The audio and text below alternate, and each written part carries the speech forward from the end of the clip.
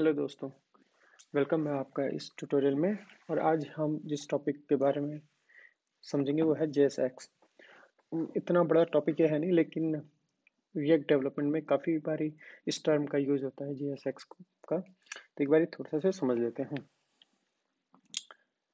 तो JSX की full form है जावास्क्रिप्ट XML।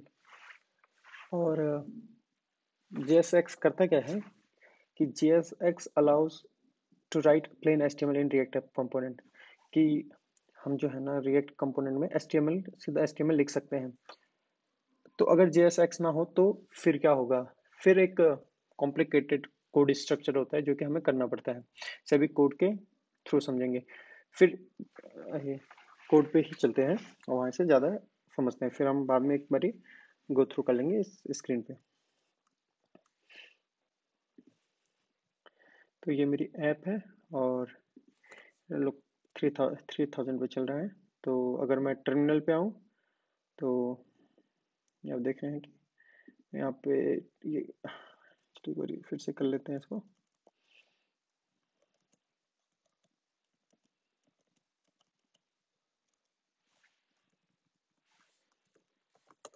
चलिए एक बारी फिर से। तो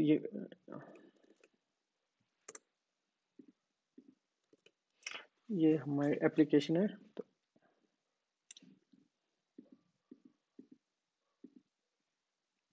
ये हमारी एप्लीकेशन है और आइए इससे पहले एक बार ये रन करवा लेते हैं।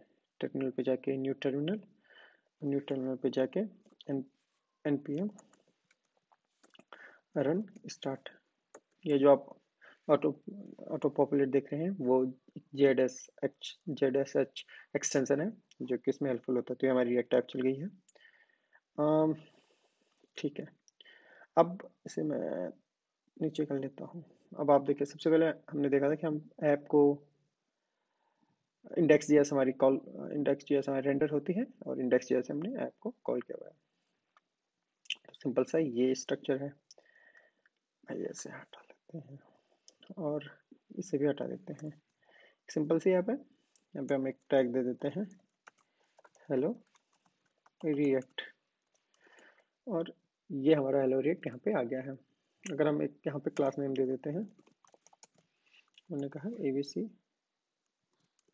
और अगर मैं इसे इंस्पेक्ट करके देखूं तो आप देखेंगे यहाँ पे ABC क्लास आ गई है। चलिए ठीक है। तो ये जो पार्ट है जो कि आपको सिंपल HTML दिख रही है, ये है JSX। तो JSX क्या होता है कि जैसे हमने देखा था कि allows us to write plain HTML, तो वही ये करा। और इसके बाद बेबल आता है जो कि कंपाइल करता है इसे और रिएक्ट एलिमेंट में कन्वर्ट करके फिर हमारे ब्राउजर पे रेंडर करता है। तो अगर हमारे पास JSX ना हो तो फिर हम कैसे काम करेंगे, देखिए। तो फिर हम const app is equals to react dot create element, React को इंपोर्ट कर लेते हैं, रिएक्ट फ्रॉम रिएक्ट, और क्रिएट एलिमेंट यहाँ पे हो गया है। क्रिएट एलिमेंट सबसे पहले एक टैग लेगा, सपोज H3 टैग। एक ऑब्जेक्ट लेता है जिसके अंदर आप प्रॉपर्टीज दे सकते हैं, जैसे क्लास नेम या ऑन क्लिक। चलिए क्लास नेम दे देते हैं रिएक्ट CLS, अभी फिलहाल के लिए दे देते हैं।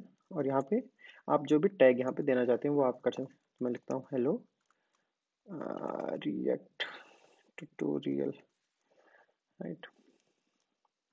अब देखिए, पहले ये एक फंक्शन था, है ना। अभी ये एक सिंपली एक वेरिएबल है।